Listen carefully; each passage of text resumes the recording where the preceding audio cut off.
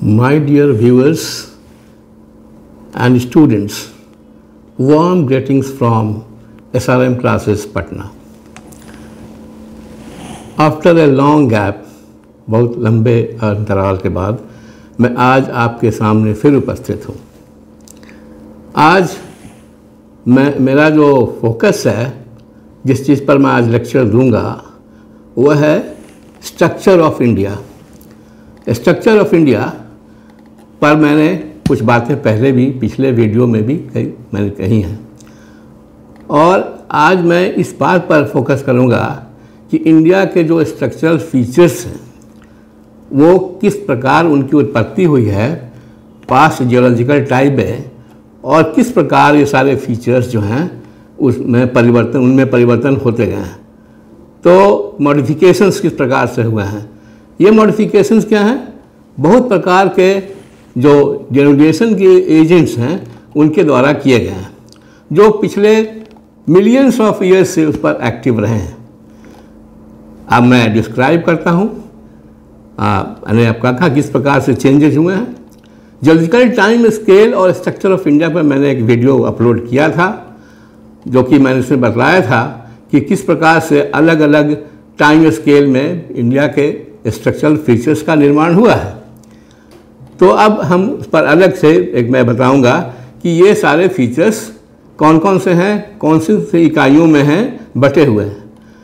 India को अगर के ऊपर एक नज़र डालें, इंडिया के स्ट्रक्चर के नक्शे पर अगर नज़र डालें, तो हम पाएंगे कि इंडिया में तीन मेन ब्रॉड स्ट्रक्चरल फीचर्स हैं। पहला क्या है? सदर्न प्लेटू और डेक्कन प्लेटू, दक्षिणी पठार या दक्कन का पठार। दूसरा है नॉर्दर्न हिमालयन रेंज, उत्तर में जो स्थित है हिमालय पर्वत श्रृंखला, वो दूसरा यूनिट है। और तीसरा है इंडो गंगा ब्रह्मपुत्र प्लेन, जो उपरोक्त दोनों जो हमने भी बताया अभी, उसके बीच में स्थित है। तो आप जानते हैं, मैंने ही बताया है कि जो स्ट्रक्चर को पढ़ने के लिए हम लोग किन किन बातों पर ध्यान देते हैं, किन किन बातों पर जोर देते हैं, इसको जानना अत्यंत आवश्यक है। पहले भी मैंने बताया था, इसमें तीन बातें आती हैं: types of rocks, age of the rocks and layout of the rocks. मतलब टाइप ऑफ द रॉक्स से हम क्या समझते हैं? जिस रीजन का स्ट्रक्चर हम पढ़ने जा रहे हैं उनमें कौन कौन सी चट्टानें पाई जाती हैं। ये चट्टानें आप जानते हैं, चट्टानें या तो इग्नियस हो सकती हैं, या मेटामॉर्फिक हो सकती हैं, या फिर सेडिमेंट्री हो सकती हैं। और उसमें तब ये तीन प्रकार की चट्टानें हैं। Broadly these are the three types of rocks. Next जो पॉइंट आता है वह क्या है आपका? हमने अभी डिस्कस किया था, वो आपका टाइप के बाद क्या होता है? Age of the rocks. Age of the rocks का मतलब है कि उसके हिस्ट्री ऑफ फॉर्मेशन है, मतलब उसका कब निर्माण हुआ था, किस जियोलॉजिकल टाइम स्केल के अंतर्गत उसका निर्माण हुआ था। तो ये उसमें ये आ जाता है। और उसके बाद फिर वो किस प्रकार से वो क्या है, उसके ऊपर निरंतर जेनरेशन की शक्तियाँ काम करती रही हैं। तो ये आपका इससे पता चल जाएगा। और उसके बाद आता है लेआउट, मतलब चट्टानें किस अवस्था में हैं, चट्टानें किस अवस्था में हैं, मतलब कि क्या वो फोल्डेड हैं, वलित हैं, क्या वो फॉल्टेड हैं यानी भंसित हैं, क्या वे टिल्टेड हैं, झुकी हुई हैं, बेंडेड हैं, या फिर हॉरिजॉन्टल हैं। तो इन सभी बातों को ध्यान में रख करके हम लोग स्ट्रक्चर का अध्ययन करते हैं। अब हम लोग आते हैं एक के बाद एक, जो स्ट्रक्चर यूनिट है एक के बाद हम लोग एक समझेंगे। पहला यूनिट जो है वो क्या है आपका? सदर्न प्लेटू, सदर्न पेनिनसुलर प्लेटू, या फिर डेक्कन प्लेटू है। डेक्कन प्लेटू में दक्कन का पठार, यह क्या है? कड़े रवादार चट्टानों से बना हुआ है।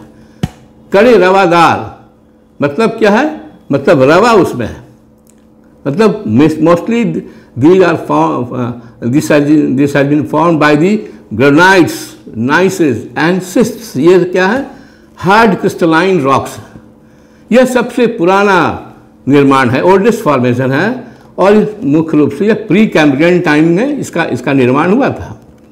आप सोच लीजिए, जब प्री कैम्ब्रियन में जब इसका निर्माण हुआ था तो उसके ऊपर मतलब millions and millions of years से उसके ऊपर क्या है, एजेंट्स ऑफ डेनुडेशन काम करते रहे।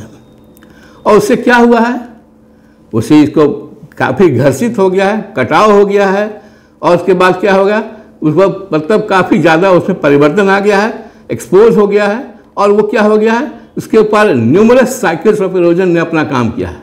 इससे क्या हो गया, वो मल्टी साइक्लिक लैंडस्केप में परिवर्तित हो गया है, जो उसके इसलिए उसकी रचना काफ़ी जटिल भी हो गई है, because of the actions of numerous cycles of erosion, मतलब मल्टी साइक्लिक, मतलब फुल ऑफ कम्प्लेक्सिटीज। तो यह क्या है, एक बात और जो बहुत इंपॉर्टेंट है डेक्कन प्लेटो के बारे में, कि ये अपने पूरे भूगर्भिक काल में बिल्कुल स्थिर रहा है, स्टैटिक स्टेबल रहा है, और ये कभी भी समुद्र सतह के नीचे नहीं गया, स्थिर रहा है। तो ऐसे फॉर्मेशन को हम लोग क्या कहते हैं, शील्ड कहते हैं, शील्ड के रूप में कहते हैं, या फिर हम लोग जो कोवल महोदय ने कहा था रिजिड मास, स्थिर रहा है। तो यह क्या है, लेकिन ऐसी बात नहीं कि इसके ऊपर कोई पर्वत निर्माणकारी संचलन नहीं हुआ। यह मतलब समुद्र के सतह के नीचे नहीं गया। कब से नहीं गया, जब मतलब प्री कैम्ब्रियन में तो फॉर्मेशन हुआ ही, लेकिन कैम्ब्रियन के बाद से यह बिल्कुल स्थिर रहा है।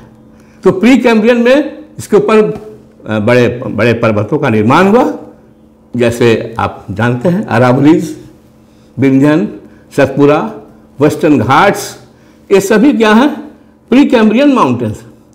और अरावलीज के बारे में तो कहा जाता है कि यह लगभग काफ़ी बहुविशाल पर्वत था, और इसकी तुलना हम लोग हिमालय से करते हैं, वो हाइट में भी और एरिया में भी।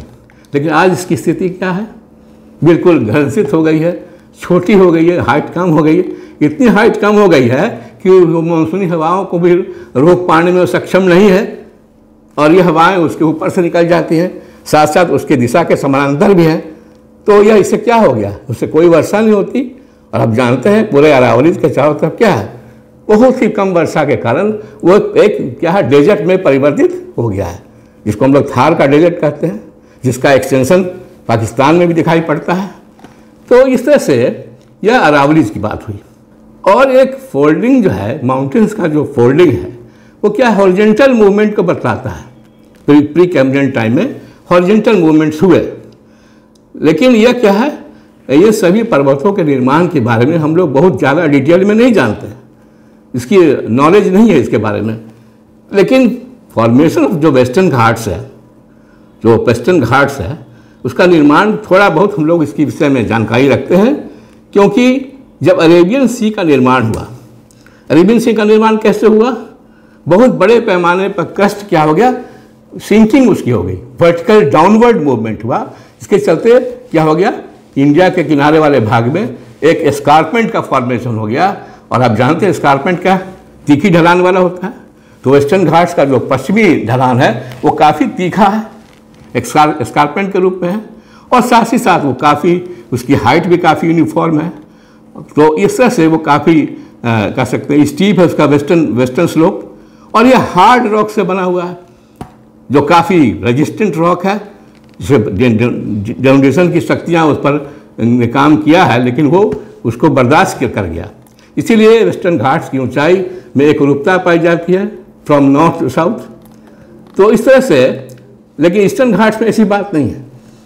ईस्टर्न घाट जो है बहुत बड़े पैमाने पर उसका इरोजन हुआ है, और नदियाँ जैसे आपको क्या है, महानदी, गोदावरी, कृष्णा, कावेरी आदि नदियों ने इसे बिल्कुल काट डाला है और बड़े बड़े डेल्टाओं का निर्माण किया है। तो आप देख सकते हैं यह इससे निर्माण हुआ है। वेस्टर्न ईस्टर्न घाट्स काफ़ी नीचा है, और साथ साथ वो कई जगह पर कट भी गया है। तो जो हम लोग जानते हैं कि डेक्कन प्लेटू कैम्ब्रियन के बाद से कभी भी हॉरिजॉन्टल मूवमेंट इसके ऊपर नहीं हुआ है, लेकिन इसके ऊपर वर्टिकल मूवमेंट के प्रमाण देखने को मिलते हैं। इसके पहला जो एग्जाम्पल है, तो इसके फॉर्मेशन में जो रिफ्ट वैली का फॉर्मेशन हुआ, भ्रंश घाटियों का जो फॉर्मेशन हुआ, ये क्या है, वर्टिकल डाउनवर्ड मूवमेंट का उदाहरण है। आप जानते हैं जैसे दामोदर, महानदी, गोदावरी, नर्मदा एंड ताप्ती, ये सभी रिफ्ट वैलीज हैं, क्या है, भ्रंश घाटियाँ हैं, और यह डाउनवर्ड मूवमेंट से बना क्रस्ट के। में 2 पैरेलल फॉल्ट्स के बीच की भूमि नीचे धंस गई और उससे क्या हुआ, भ्रंश घाटी का निर्माण हो गया। और महानदी या गोदावरी हम जानते हैं, दामोदर, महानदी और गोदावरी 3 नदी घाटियाँ जो हैं जिसमें गोंडवाना सिस्टम ऑफ रॉक्स पाया जाता है और भारतवर्ष का लगभग 90% कोयला इसमें संचित है। और आप जानते हैं दामोदर अकेले जो है, दामोदर की बेसिन में पूरे भारतवर्ष का लगभग 50% कोल पाया जाता है, मतलब उसका रिजर्व है। तो ये जो रिफ्ट वैलीज हैं, भ्रंश घाटियाँ हैं, इसमें मुख्यतः क्या है, सेडिमेंट्री रॉक्स पाए जाते हैं, जैसे सैंडस्टोन, शेल, लाइमस्टोन इत्यादि। और यह कब बना था, कार्बोनिफेरस एवं पर्मियन पीरियड में, जो पैलेजोइक एरा के अंतर्गत आता है। तो यह तो पहला एग्जाम्पल हो गया वर्टिकल मूवमेंट का। दूसरा एग्जाम्पल क्या है, वह क्या है, डेक्कन लावा प्लेटू। डेक्कन लावा प्लेटू का निर्माण कैसे होगा, जब पृथ्वी के अंदर से लाखों फिशर्स, लाखों कर सकते हैं करोड़ों फिशर्स, दरारी उद्भेदन हुआ, फिशर्स से लावा क्या हो गया, गरम लावा निकल करके ऊपर आ गया और लगभग 5 लाख वर्ग किलोमीटर के ऊपर इसका विस्तार हो गया और वो उससे जम करके क्या हो गया, बेसाल्ट चट्टान की रचना हुई।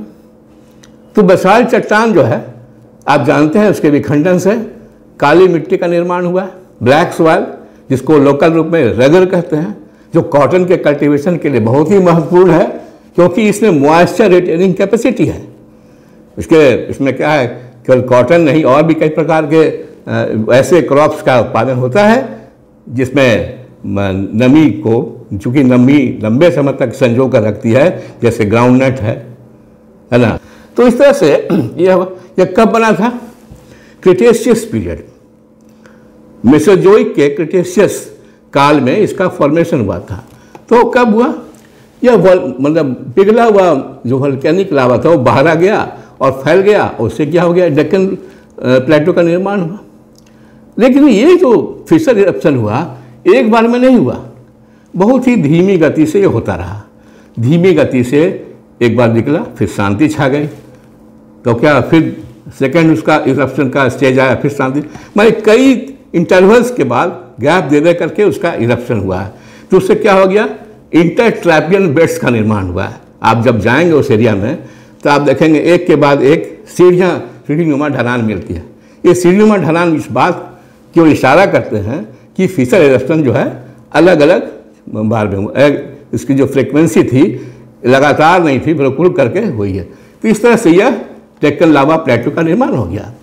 तो यह जो है आपका इसका विस्तार कहाँ कहाँ है, इसका सबसे अधिक विस्तार महाराष्ट्र में मिलता है। महाराष्ट्र आप जानते हैं कॉटन के कल्टीवेशन के लिए कितना महत्वपूर्ण है। उसके बाद गुजरात का स्थान आता है, उसके बाद वेस्टर्न मध्य प्रदेश है, नॉर्दर्न कर्नाटका है, ये सभी इस बड़े क्षेत्र पर इसका एक्सटेंशन मिलता है।